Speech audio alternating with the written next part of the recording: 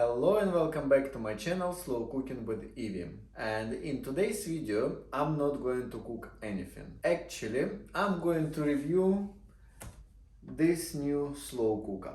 And a little disclaimer, this video was not sponsored by Sage and I was not given this slow cooker for free. I actually bought it. And now, after almost 2 months of using it, I am happy to share my thoughts on this slow cooker.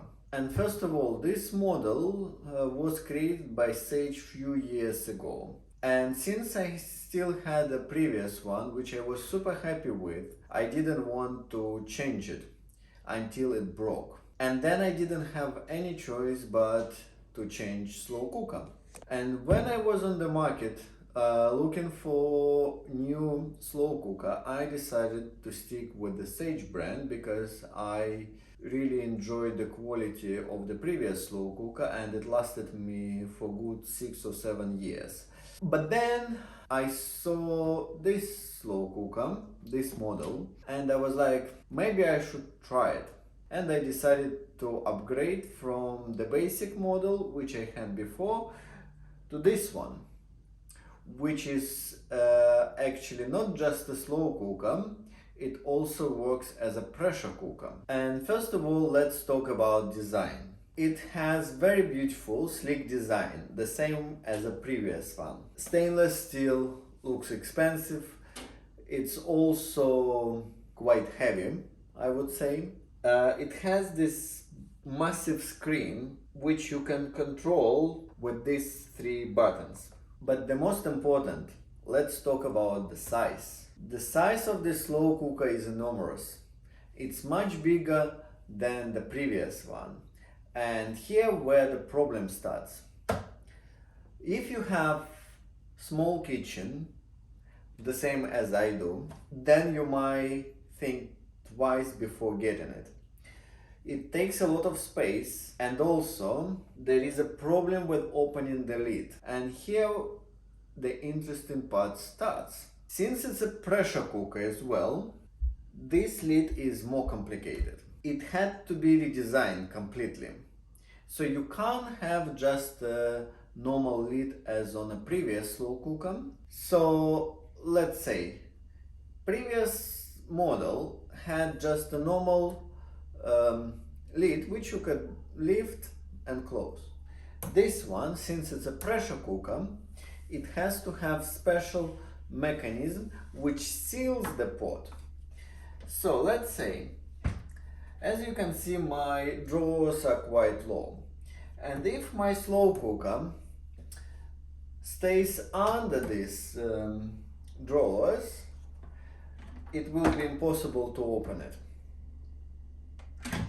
So I have to move it forward, and only after that I can actually open the lid. And then, because it's quite tall, in order for me to get the pot, I have to put more effort in it, especially if it's full.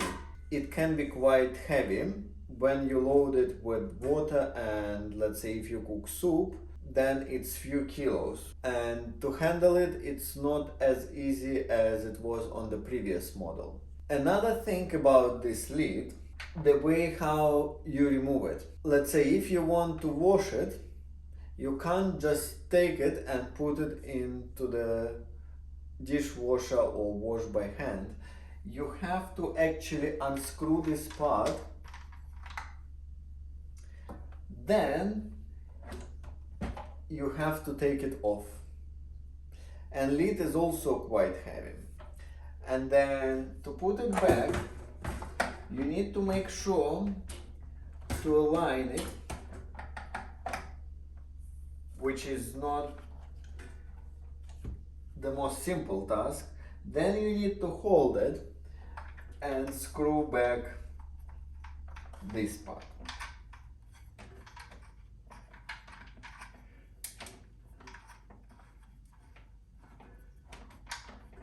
So as you can see, it takes much more effort just to clean slow cooker.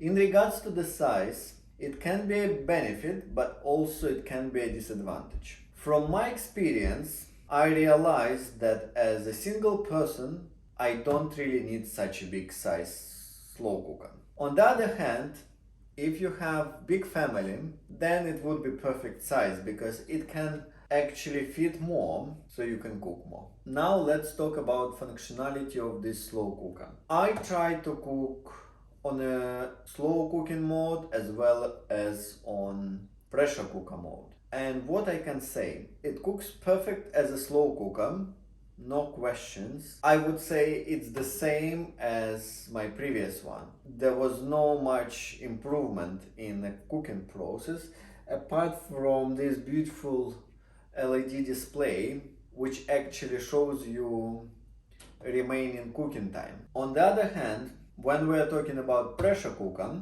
I cooked already few dishes and to be honest, I was not impressed. I cooked soup and I still prefer slow cooked soup rather than pressure cooked soup. Risotto is now cooked in pressure cooking mode, where in the previous model you had a separate button for risotto. And in my next video I'm planning to cook risotto so I can show you how exactly it's done in this particular model. Yesterday I cooked chicken, and when we think about pressure cooker, we think about low time for cooking or quicker time for cooking. So I cooked baby chicken, and usually it takes about 50 minutes in the oven to cook it, plus let's say 10 minutes to heat the oven. In this pressure cooker, first of all, I had to saute chicken just to brown it. It took me about 10 minutes.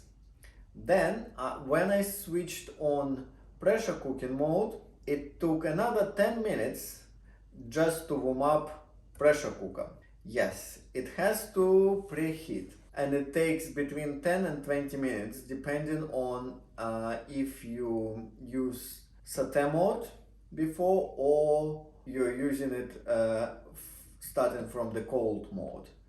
In this case it will take 20 minutes just to preheat pressure cooker. Then it took half an hour to cook that baby chicken, and then it took another 20 minutes to release the steam, because you can't open the lid until steam completely released from the pressure cooker.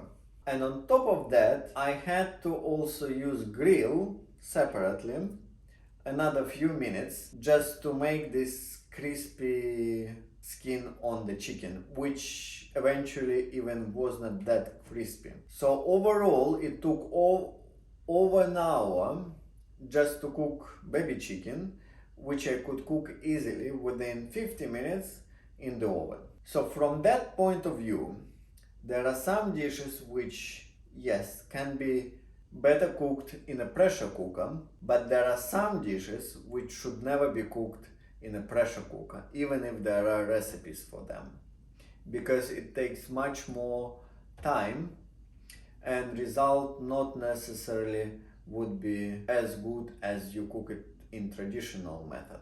So let's say if we are talking about meat, yes, in pressure cooker it will be cooked much faster, because you would need just half an hour to cook and then 20 minutes to release the steam and probably another 10 minutes to prepare meat, where if you cook it in the oven it would take probably 2 hours. But chicken definitely is not the case. And when we're talking about pressure cooked dishes or slow cooked dishes, in my opinion, slow cooked dishes are still better than pressure cooked. On a positive note, since the lid, even in slow cook mode, has to be sealed, it doesn't allow smell to go outside the pot. Which means when we cook something even on a slow cook mode, you don't smell food in your kitchen. And I think it's quite positive improvement, especially when you cook some food which might smell like spicy food. If you use a lot of spices, then definitely you can't feel anything when you cook in this particular model. On the other hand, when you use sauté mode, sometimes it says that lid has to be open, so you can't lock the lid. So when you sauté, the lid must be open, or if it's closed, at some point it might stop working and ask to open the lid. Talking about smart display, it actually something what was missing in a previous model, and I quite enjoy this feature. I like to see how long left for my food to be ready. Also, some new things in this model is that you can actually correct the cooking time. For example, in the previous model, the cooking time was always set. So if it's a low mode, then it would be 7 hours. If it's a high mode, then it would be around 4 hours. On this slow cooker, you can adjust time according to your needs. So for example, when I cook stock, I increase cooking time for 8 hours instead of 7 hours. But if I need to cook something which doesn't require, for example, 7 hours cooking time, but I still want to cook it on a low mode instead of high mode, then I can adjust it to 6 hours. Also, there is one additional mode which I want to talk about, is sear. Before we used to have only sauté mode, but now we also have sear mode. Also it has steam mode, which is now separate one, where before it was together with the rice cooking mode. So if we want to steam something, it's easier to manage as well. And we also can select steam time, and we can adjust it. Overall, it's a beautiful piece of equipment. Would I buy it again? Probably no, only because of the size, and I don't really need such a big size in my kitchen. Also, from my current experience, I realize I'm not gonna use pressure cooker mode as often as I use slow cooking mode. So I would suggest to buy this slow cooker only in case if you really use pressure cooking mode very often, or if you have big family, at least 3-4 people, and you need to cook a lot in one go, then definitely it's a better option than the previous model because it's much bigger. But if you're alone and you use mostly slow cooking mode, then definitely get the previous model, the basic one. Thank you very much guys for watching. I hope this review was useful for you, and please don't forget to subscribe, and I will see you next time. Bye.